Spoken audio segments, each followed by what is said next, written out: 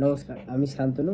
আজ আমি কথা বলবো যে আমাদের এই ইন্ডাস্ট্রিতে মেইনলি যে ইস্যুসটা হয়, যে ক্লায়েন্টকে লং টার্মে আমরা কাজ করার যেই রেশিওটা, মানে এই ইন্ডাস্ট্রিতে মেনলি হয় কি যে আমাদের ক্লায়েন্ট আসে যায়, খুব কম ক্লায়েন্ট বা খুব কম এজেন্সি এই জিনিসটা মেনটেন করতে পারে যে লং টার্মে সেই ক্লায়েন্টের সঙ্গে তারা কাজ করে বা সেই ক্লায়েন্ট আমাদের সঙ্গে লং টার্মে কাজ করে। দেখুন, আমার ব্যক্তিগত যে অভিজ্ঞতা বা আমার যে ব্যক্তিগত এক্সপিরিয়েন্স, তাতে আমার যা মনে হয় আমি সেটাই বলছি, হতে পারে আমি ভুল। আর যে মেইন একটা দুটো পয়েন্ট আর কি, মানে আমরা যদি মেনটেন করি বা যে কোনো এজেন্সি মেনটেন করে চলে, তাহলে মনে হয় ইস্যুটা সলভ হয়ে যাবে, ইজি ব্যাপারটা।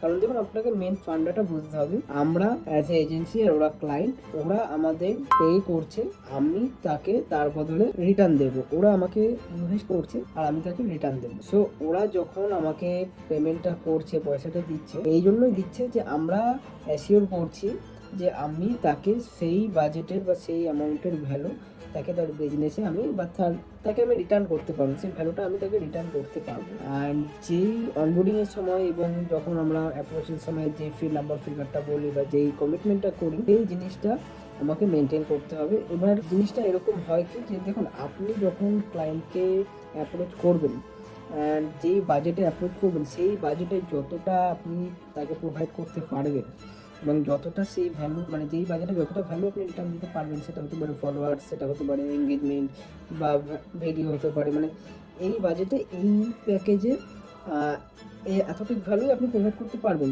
তার বেশি আপনি পারবেন না। সো আপনাকে ক্লিয়ারলি বলতে হবে যে আমরা স্যার এই বাজেটে আমরা এই টাইপের ভ্যালু প্রোভাইড করতে পারবো।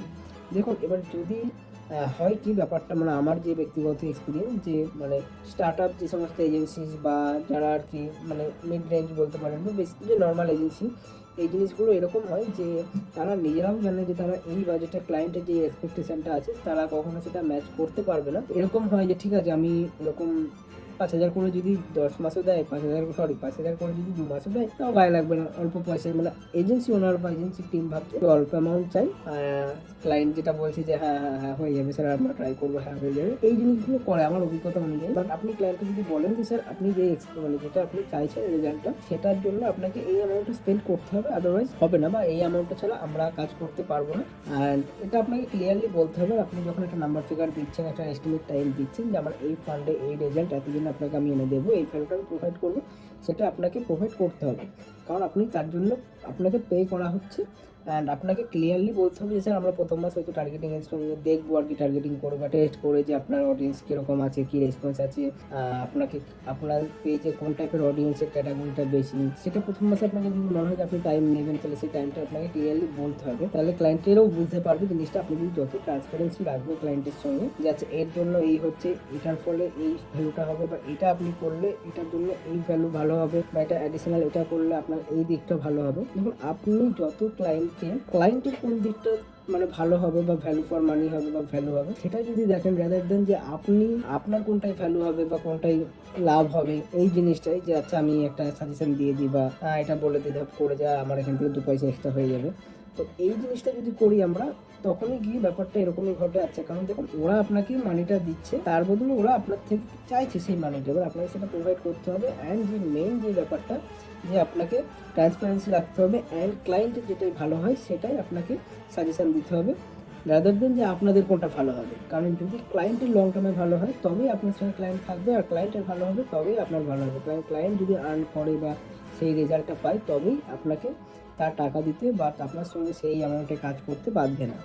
মানে আমার মনে হয় এই ব্যাপারটা যদি আমরা মেনটেন করে চলি, তাহলে এই জিনিসটা ওভারকাম করা, মানে আমার ক্ষেত্রে জিনিসটা ওয়ার্ক করেছে। আর আই হোপ এটাই মানে মেন বা জেনুইন রিজন বা জেনুইন থিং, যে আপনি যদি যে কোনো সেটা এই বিজনেস হোক বা যেখানেই হোক, আপনি যদি আপনার কাস্টমারের সঙ্গে ট্রান্সপারেন্সি বজায় রাখেন, আপনি একটা ট্রাস্ট, আপনাকে একটা ট্রাস্ট বিল্ড করাতে হবে। সেই ট্রাস্টটা ফেক হলে হবে না, আপনাকে পুরো রিয়েলিটির সাথে আপনি যদি আপনাকে জিজ্ঞাসা করে যে আচ্ছা এই স্টেটমেন্ট বা আপনাকে এই রিপোর্ট আমাকে দিন, আপনি ক্লিয়ারলি যাতে বলতে পারেন যে আপনি যে বাজেট দিয়েছেন এটাতে এই হয়েছে, আমরা আপনাকে কথা দিয়েছি এই এস্টিমেট বা এই ভ্যালু এনে দেবে এতদিনের মধ্যে, আমরা করে দিয়েছি, তার ধারের কাছে এনে দিয়েছি। এবার আপনি যদি দুটো কমও আনেন বা দুটো বেশি আনেন, সেটা ম্যাটার করছে না, বাট আপনাকে ওই ক্লায়েন্টের যেটাই ভালো হয় সেই জিনিসটা আপনাকে লক্ষ্য করতে হবে। তো আই হোপ মানে এই জিনিসটাই মেইন ব্যাপার, এই ক্লায়েন্ট আসা যাওয়া বা ক্লায়েন্ট ধরে রাখার যেই মেইন প্যানেল বা যেই স্ট্র্যাটেজি যেটাই বলুন না কেন। তো দেখা হবে পরের কোনো ভিডিওতে। আই হোপ আপনারা বুঝতে পেরেছেন।